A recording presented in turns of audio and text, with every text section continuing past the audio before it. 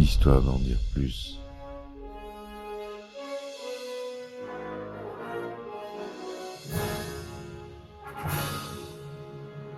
Eh ben attendez, on est en France. Allez, cul sec.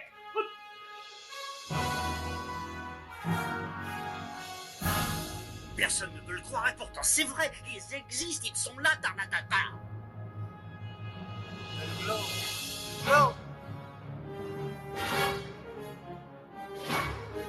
Il faut qu'on pète.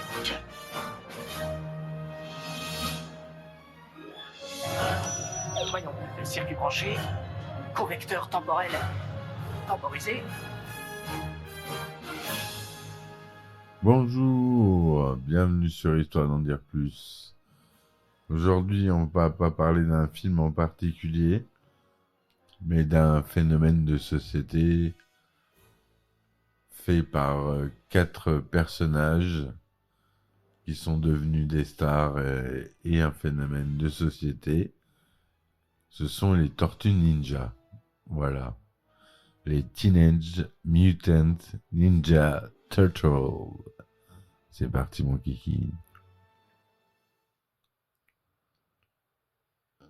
Alors les Tortues Ninja ou Teenage Mutant Ninja Turtles sont des personnages de fiction créés par Kevin Eastman et Peter Laird en 1984 dans le comics homonyme.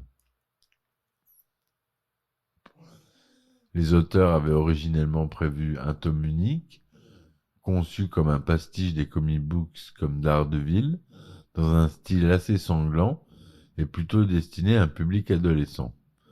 Devant le succès fulgurant, ils lancèrent une longue série de comic books. Le premier numéro, ils l'avaient édité à 50 000 exemplaires et en 8 jours, ça a été vendu. Ils ont dû le rééditer.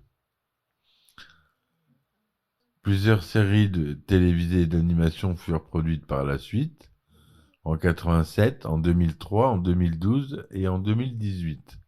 En parallèle, 5 films, 2 films d'animation sortis entre 90 et 2016. On a tous... Je vais vous parler des films, mais on va parler des Tortues Ninja en général. Mais il y a eu 5 films. J'aborderai le premier, qui est pour moi le plus connu. Il pleut beaucoup dehors, hein. Le studio est pas insonorisé, donc je reçois la pluie sur la vitre. Bref.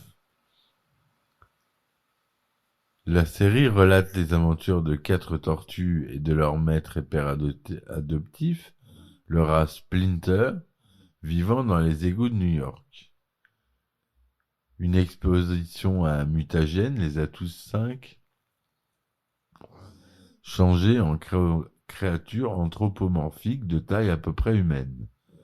Entraînés par Splinter à l'art du ninjutsu, l'art des ninjas, les 4 tortues luttent contre diverses menaces qui pèsent sur la ville, que ce soit d'autres ninjas, des mutants, des extraterrestres, des criminels, des créatures surnaturelles, tout cela en essayant de dissimuler leur existence à la population. Voilà à peu près comment se passe un épisode des Tortues Ninja. L'histoire originale des Tortues Ninja se résume ainsi.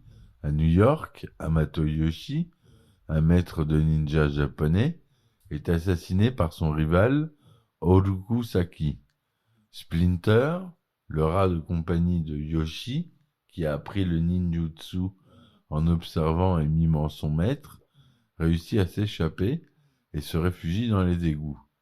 Plus tard, il fait la connaissance de 4 bébés tortues tombés accidentellement dans un liquide mutagène. Il les en retire et recueille, s'exposant lui-même à la substance chimique. Sous l'effet du produit, les 5 animaux mutent peu à peu jusqu'à se développer un aspect anthropomorphique ainsi qu'une intelligence et une dextérité humaine. Splinter devient alors le père adoptif des tortues, qu'il élève et entraîne aux arts martiaux afin qu'elles puissent survivre à un environnement qui ne les acceptera jamais. Splinter possédant un livre sur l'art de la Renaissance, les Tortues Mutantes sont baptisées de noms d'artistes de cette époque. Michelangelo, pour Michel-Ange, Leonardo, pour Leonardo da Vinci, Raphaël, pour Raffaello Sanzio, et Donatello, pour Donato di Niccolò di Beto, dit Donatello. Les tortues sont chacune spécialisées dans l'utilisation d'une arme précise. Les Ninjatos pour Leonardo, les Sai par Raphaël, le Bo par Donatello et les Nunchaku par Michelangelo. Donc les Ninjato ou Katana. Hein. Elles portent des bandanas qui sont tous rouges dans le comic book original, mais prennent une couleur propre à chaque tortue dans les versions du dessin animé, plus tardives, le bleu pour Leonardo, le mauve pour Donatello, le rouge pour Raphaël et l'orange pour Michelangelo. Elles raffolent de pizza, base de leur alimentation, et leur cri guerre est Kawabunga ou Buyakasha selon les versions. Le concept est né d'un dessin esquissé par Kevin Eastman lors d'une soirée de 1983 où il cherchait un concept nouveau pour une bande dessinée en compagnie de son ami Peter Laird. Le dessin représentait une tortue humanoïde trapue avec un masque et tenant un nunchaku. Ils trouvèrent l'idée amusante, car complètement contradictoire, entre un reptile réputé pour sa lenteur et sa lourde carapace, et un ninja rapide et discret. Laird proposa alors de créer une équipe de 4 tortues, chacune spécialisée dans le maniement d'une arme différente. Il ne leur restait plus qu'à produire le fruit de leur travail. L'oncle d'Eastman leur apporte un prêt et les deux amis vont dans un premier temps imprimer 3000 exemplaires de leur premier numéro et le distribuer par leurs propres moyens. Surpris d'être sollicités par de plus en plus de distributeurs et de libraires, ils doivent le rééditer et s'attaquent à une suite. Ils fondent mi-1983 leur propre studio, Mirage, d'abord installé à Dover dans le New Hampshire. Ils déménagent par la suite à Northampton dans le Massachusetts. Ils produisent un unique numéro mettant en scène les 4 tortues, se voulant être une parodie des comic books des années 80.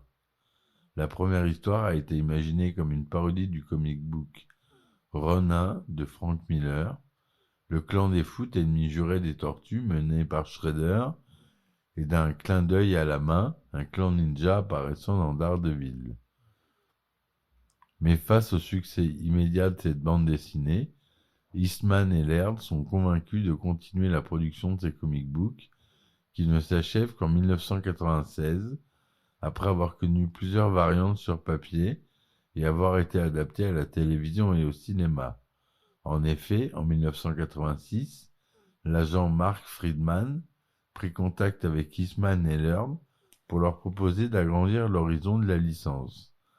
Ainsi, une série de petites figurines de plomb sont éditées chez Dark Horse, et en janvier 1987, la licence est passée au petit fabricant de jouets californien Playmate Toys, qui est aussi japonais. Hein.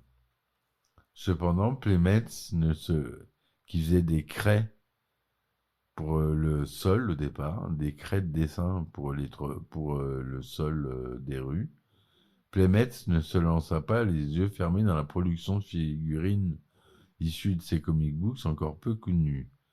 Elle voulut alors lancer la production d'une série télé qui s'y réfère pour toucher un maximum de public.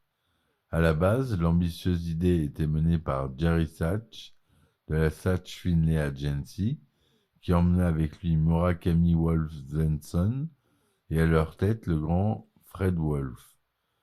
Les protagonistes sont alors mis en commun leurs idées avec l'entreprise Playmates, et après beaucoup de travail, on retrouve une vraie équipe à la tête de ce projet. Des slogans sont alors imaginés pour accrocher, comme les fameux Hero in a Half Shell et Turtle Power, faisant à eux seuls l'ouverture du générique, entre autres. Et 3 prototypes de jouets sont également proposés, 2 tortues et Rocksteady. C'est en décembre 1987 qu'Eastman et Laird voient leur bébé devenir une série TV coproduite par Fred Wolf et IDDH en France, supervisée par Pierre Métais. La production des jouets liés à la série sort en été 88. On retrouve dans cette première vague les 4 tortues, April, Splinter, Shredder, Bebop, Rocksteady et un soldat foot. Les véhicules comprennent alors le Cheapskate, le skateboard, le Turtle Trooper, un parachute, le Turtle Blimp, le dirigeable, et le Foot Knucklehead. Chaque véhicule était vendu avec un livret de jeu et un catalogue de la gamme de jouets. Grâce à tout cela, la gamme de jouets va perdurer pendant presque 10 années, allant pour ce premier dessin animé de 88 à 97, s'éteignant en même temps que son support visuel, qui eut 10 saisons et 193 épisodes. Outre les jouets, la gamme Tortue Ninja s'étend notamment aux États-Unis, dans divers supports comme les vêtements, gadgets pour enfants, bonbons pèse, affaires scolaires, tasses, assiettes, chaussures, porte-clés et tout ce qui s'ensuit. Parallèlement, en 90 sort le premier film sur les 4 tortues, à une époque où la licence connaît un réel âge d'or, étant le dessin animé le plus regardé aux États-Unis, avant de se faire concurrencer par les Simpsons. Ce film met en scène les tortues et leur maître Splinter, avec des costumes et des animatroniques sortant tout droit du fameux Jim Henson Creature Shop, à l'origine des Muppet Show, par exemple. L'ambiance de ce film était assez sombre, voulant se rapprocher des fans du comic book et laissant de côté celle du dessin animé. Ce film a connu un réel succès à sa sortie, ce qui lui permit de connaître 2 suites, une en 91 et une en 93, moins sombres et beaucoup moins bonnes, et un 4e film indépendant des 3 premiers réalisé en 2007 et en images de synthèse sous le nom TMNT, les Tortues Ninja. TMNT, c'est l'acronyme des Teenage Mutant Ninja Turtles. Après la fin du premier dessin animé en 96, Saban décide de relancer l'année suivante la licence avec une série live nommée Les Tortues Ninja la nouvelle génération, Ninja Turtles The Next Mutation, est particulièrement connu pour avoir tenté d'introduire une 5e tortue appelée Vénus. Cette série fut extrêmement critiquée dès sa sortie et ne dépassa pas la 2e saison et 26 épisodes. La licence ne donna plus de signe de vie jusqu'en 2003, lorsque sortit un nouveau dessin animé appelé les Tortues Ninja. Cette série se voulait plus proche du comic book original d'Eastman et Laird, tout en étant accessible pour les fans. Cette série a eu un franc succès pour ses 5 premières saisons et eut 156 épisodes, 7 saisons et s'acheva en février 2009. Turtle Forever est un long métrage qui sort en automne 2009, est un crossover des Tortues de 2003 avec celle de 87, s'alliant pour lutter contre le Shredder le plus récent qui veut détruire tous les univers pour éradiquer les tortues. Le 21 novembre 2009, Nickelodeon rachète les droits à Mirage, tombant dans la 25e année de la création des tortues, très commémorée par les gammes de jouets. La nouvelle ne rassura pas, Nickelodeon étant réputé pour le caractère très enfantin de ses dessins animés. La création d'une nouvelle série animée, cette fois en images de synthèse, est décidée, de même qu'un nouveau film dans les années à venir. Le 29 septembre 2012, après une campagne très discutée par les fans, la nouvelle série animée sort aux États-Unis et rencontre un franc succès. Parallèlement, Paramount, chargé du nouveau film, doit revoir son script à la suite d'une fuite sur Internet ayant retardé la sortie plusieurs reprises et suivant plusieurs vagues de critiques des fans. Et là, il y a le prochain film, on a vu la bande-annonce récemment, là, des Tortues Ninja, hyper stylisé. On a l'impression que c'est de la stop motion alors que c'est de la 3D. Et c'est vachement bien. Graphiquement, j'adore. J'ai trouvé ça. Est-ce que vous avez vu cette bande-annonce? Je vous conseille de la voir. Le premier tome du comic book d'Eastman et Laird paru le 5 mai 1984. Le 5 mai, c'est mon anniversaire. J'avais 2 ans, donc. Lors d'une convention de comic books à Portsmouth, dans le New Hampshire. Pour l'occasion, Mirage Studios n'avait édité que 3000 exemplaires du comic book en noir et blanc et sous un format standard. Le public s'y est très vite intéressé et le premier volume a dû être réédité à 5 reprises. Le nom de Mirage Studios vient du fait qu'Eastman et Laird n'avaient pas assez d'argent pour fonder une entreprise professionnelle à l'époque. Parallèlement, Mirage a aussi publié des comic books appelés Tales of the Teenage Mutant Ninja Turtles, dessinés par Ryan Brown et Jim Lawson, et approfondissant l'univers des tortues, et très vite les deux univers ne furent plus qu'un. La première partie des Tales fut publiée entre 87 et 89, avec une sortie tous les 2 mois, pour alterner avec les sorties d'Eastman et Laird. Image Comics. Lorsque le deuxième volume de Mirage TMNT prit fin prématurément, Eric Larson a exprimé son souhait de publier une bande dessinée sous Image Comics. Écrite par Gary Carlson et dessinée par Frank Fosco, la bande dessinée signe le retour de la franchise en noir et blanc et va dans la continuité de Mirage, tout en étant largement plus orientée vers l'action. La version de Image Comics se veut être le 3e volume des aventures des tortues. La série a été controversée notamment pour les traumatismes que les tortues subissent. Raphaël perd un œil, Leonardo une main, et Donatello se retrouve paralysé à la suite d'une chute d'hélicoptère. Pour pouvoir à nouveau se mouvoir, il fusionne avec un cyborg, tout en partageant sa conscience avec celle d'une intelligence artificielle, prenant le contrôle des deux lorsqu'elle se sentait menacée. Dans l'un des arcs de ce 3e volume, on retrouve Raphaël travaillant pour le clan des Foot, décimé par la mafia de New York, contre qui il lutte. Il trouve le matériel de Shredder, alors défait, et porte son armure. Il rallie ce qui reste du clan des Foot, avant de rencontrer des problèmes avec la fille de Shredder, apparaissant alors pour la première fois. Lors de ses aventures, il arrive que les tortues rencontrent des personnages d'autres univers, notamment ceux d'Eric Larsen.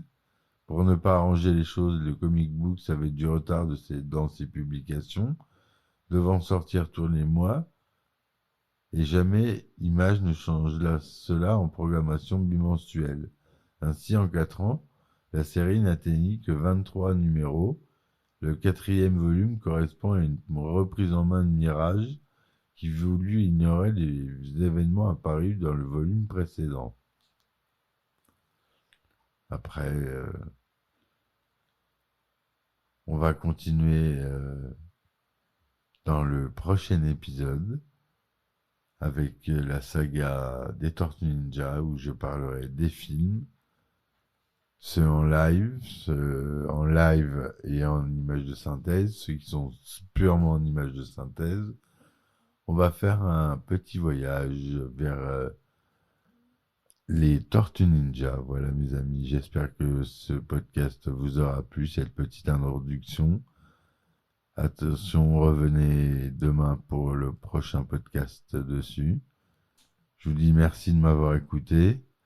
Laissez des commentaires et surtout abonnez-vous. Ça aide beaucoup la chaîne et ça vous coûte rien. C'est juste un petit bouton à cliquer. Ça me permet moi d'être plus connu et d'avoir plus d'auditeurs. Et voilà. Merci d'avance. À bientôt. Et ciao, ciao. Histoire d'en dire plus.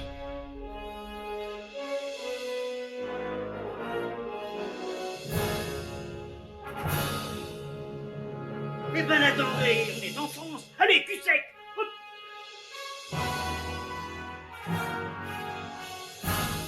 Personne ne veut le croire et pourtant c'est vrai, ils existent, ils sont là, Tarnatata. Glow. Il faut qu'on pète.